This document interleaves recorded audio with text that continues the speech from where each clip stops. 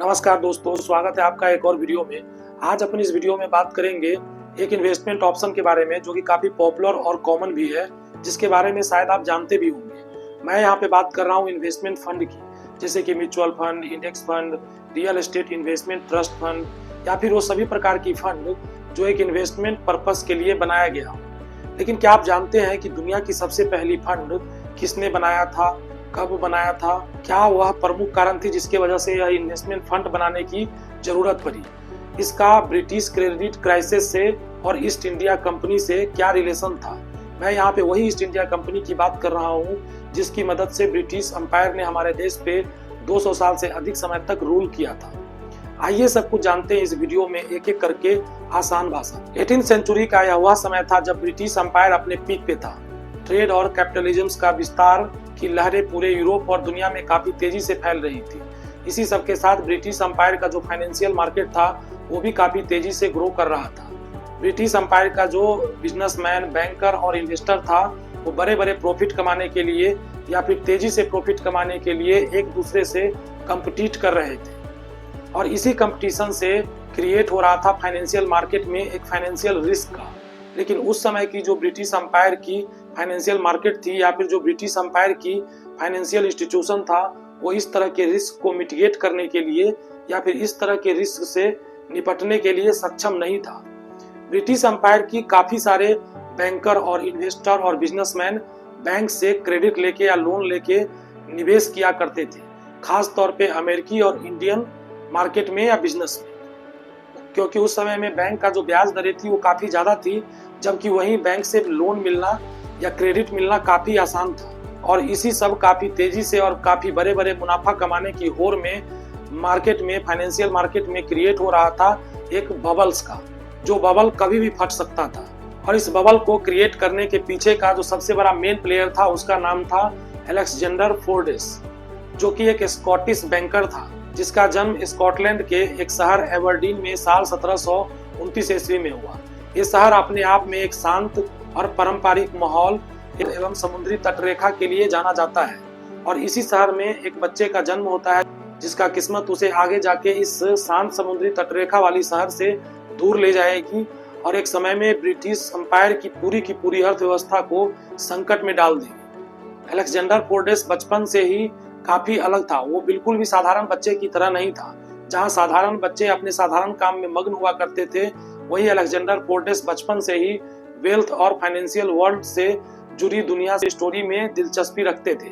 वो बचपन से ही एम्बिशियस, मैच्योर और नंबर और प्लानिंग में काफी माहिर था। बचपन समाप्त होने से पहले ही अलेक्जेंडर फोर्डेस को उस शांत समुद्री तटरेखा वाली शहर में अपॉर्चुनिटी के बारे में पता लग चुका था, जिससे वो अपना युवा अवस्था समाप्त होने से पहले ही लंदन की तरफ रुख किया। लंदन उस समय में एक इकोनॉमिक और फाइनेंशियल अपॉर्चुनिटी से भरे हुए शहर था। साल 1757 में अलेक्जेंडर फोर्डेस लंदन पहुंचता है। जल्द ही उसे अपने प्रतिभा को दिखाने के लिए एक प्लेटफॉर्म मिल जाता है जिसका नाम था नील जेम्स फोर्ड्स और डाउन। ये एक उस समय की लंदन में एक प्रमुख बैंकिंग हाउस हुआ करती थी जिसमें अलेक्जेंडर फोर्डेस को नौकरी मिली। उस बैंकिंग हाउस में वो अपने कॉन्फिडेंस से भरा हुआ पॉलिसी और बोल्ड डिसीजन से एक अलग पहचान बनाया। उसकी पॉलिसी काफी सरल थी, जितनी ज्यादा से ज्यादा हो सके बैंक से लोन लो और इन्वेस्ट करो, क्योंकि उसका मानना था कि प्रॉफिट किसी भी लॉस को रिकवर करने में सक्षम होता है। उसको इस पॉलिसी से काफी लंबे समय तक काफी ज्यादा लाभ भी मिला और जिससे कि वो देखते ही देखते एक बहुत बड़े विशाल दौलत की साम्राज्य खड़ा कर दिया। उसके इस पॉलिसी पे ईस्ट इंडिया कंपनी ने साल 1764 से साल 1765 में मुहर लगाती है, क्योंकि उसी साल 1764 से साल 1765 में ईस्ट इंडिया कंपनी की शेयर की प्राइस काफी ज्यादा ऊपर गया था। अब आता है साल 1772 और इस साल तक अलेक्जेंडर फोर्डेस की किस्मत ने उसका साथ देना छोड़ दिया था। अर्थव्यवस्था धीमी हो गई थी और जिस निवेश को वो अचूक मानता था उसी निवेश में उसे असफलता मिलने लगा। लेकिन वो एहतियात बरतने के बजाय मार्केट से और बैंक से और ज्यादा लोन लेने लगा और ज्यादा इन्वेस्टमेंट करने लगा अपने लॉस को रिकवर करने के लिए। लेकिन लॉस धीरे धीरे इतना बढ़ गया कि वो एक क्राइसिस में कन्वर्ट हो गया और देखते ही देखते ये क्राइसिस ब्रिटेन से शुरू होके पूरे के पूरे यूरोप में फैल गया। यूरोप के साथ साथ नीदरलैंड, एम्स्टर्डम और डच रिपब्लिक के सारे कंट्रियों में ये क्राइसिस फैल गया। इस पूरे क्राइसिस में कई सारे बैंक, कई सारे बैंकिंग हाउस, कई सारे बिजनेस पूरी की पूरी बंद हो गई या बर्बाद हो गई। ये क्राइसिस इतना बड़ा था कि उस समय में बैंक ऑफ इंग्लैंड के द्वारा फेस किया गया सबसे पहला और उस समय का सबसे बड़ा फाइनेंशियल क्राइसिस था। इस क्राइसिस में न केवल बैंक, बैंकिंग हाउस या व्यापार ही बर्बाद हुआ, आम लोग, इस क्राइसिस का असर रिटेल इन्वेस्टर के जिंदगी पे भी पड़ा। अब आता है 8 जून 1772 और इस दिन तक क्लियर हो गया था कि अलेक्जेंडर फोर्डेस अब अपना लोन जो है वापस करने में सक्षम नहीं है, जिससे जैसे ही ये न्यूज पब्लिक में आती है वैसे ही लोग अपना निवेश किया हुआ धन निकालने के लिए बैंक की तरफ दौड़ जाते हैं, जिससे कि बैंक रन का स्थिति क्रिएट हो जाता है। और 10 जून 1772 को अलेक्जेंडर फोर्डेस लंदन छोड़ के फ्रांस भाग जाता है। 22 जून 1772 आते आते तक इस क्रेडिट क्राइसिस का पीक आ जाता है, जिसे हम ब्लैक मंडे के नाम से भी जानते हैं। और इस पूरे क्रेडिट क्राइसिस को ब्रिटिश क्रेडिट क्राइसिस 1772 के नाम से जाना जाता है। अभी संकट से सीखने वाली बात यह थी कि जरूरत से ज्यादा लोन लेना और बिना किसी सुरक्षा के इन्वेस्ट करना कितना खतरनाक साबित हो।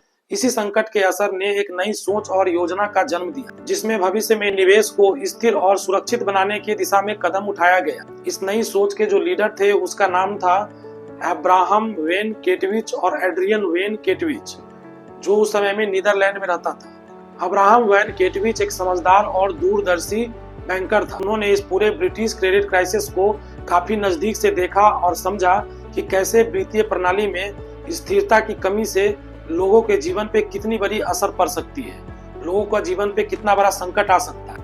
उन्होंने महसूस किया कि लोगों के पैसे को सुरक्षित रखना और वित्तीय संकट से बचाने के लिए एक ऐसे प्रोसेस की या फिर ऐसे एक तरीके की जरूरत है जिसमें उनके पैसे एकत्रित हो, सुरक्षा के साथ निवेश हो और जोखिम भी कम हो। और अब इसी सोच ने उन्हें दुनिया का सबसे पहला फंड बनाने की प्रेरणा दी। अब आता है साल 1774 और इस समय तक अब्राहम वेन केटविच ने अपने उस विचार को वास्तविकता में बदलने की फैसला कर चुका था। और इसी फैसला के अनुसार उन्होंने एक फंड बनाया जिसका नाम था इंडरगेट मगाट मगट। ये एक डच फ्रेज है जिसका मतलब होता है यूनिटी क्रिएट स्ट्रेंथ। आज आम भाषा में म्यूचुअल फंड के नाम से भी जानते हैं। इस फंड का जो मुख्य उद्देश्य था वो यह था कि लोग अपने पैसे को इस फंड में जमा कर सके और फिर इस जमा किया हुआ पैसे को सुरक्षित तरीके से अलग अलग प्रकार के बिजनेस में इन्वेस्ट किया जाएगा, जिससे जोखिम कम हो और पैसा भी सुरक्षित रह सके और लोग प्रॉफिट भी कमा सके। इस फंड का उद्देश्य ये भी था कि अगर किसी एक निवेश में घाटा होता भी है तो पूरा का पूरा फंड प्रभावित नहीं होगा। इस फंड ने लोगों को एक वित्तीय स्थिरता प्रदान की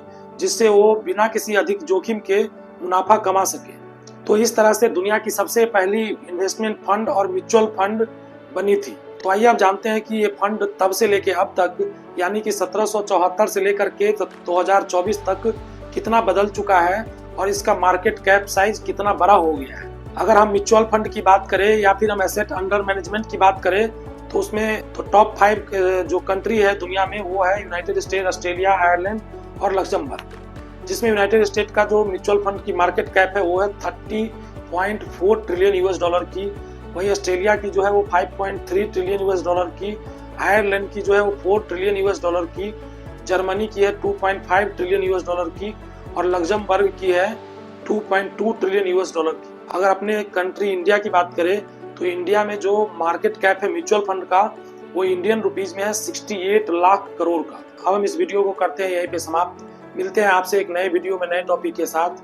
अगर ये मेरे द्वारा किया गया प्रयास आपको अच्छी लगी हो, आपको वैल्यू मिला हो तो आप इस वीडियो को लाइक करें, शेयर करें और इस चैनल को सब्सक्राइब करें इसी तरह के इंफॉर्मेटिव वीडियो के लिए। धन्यवाद।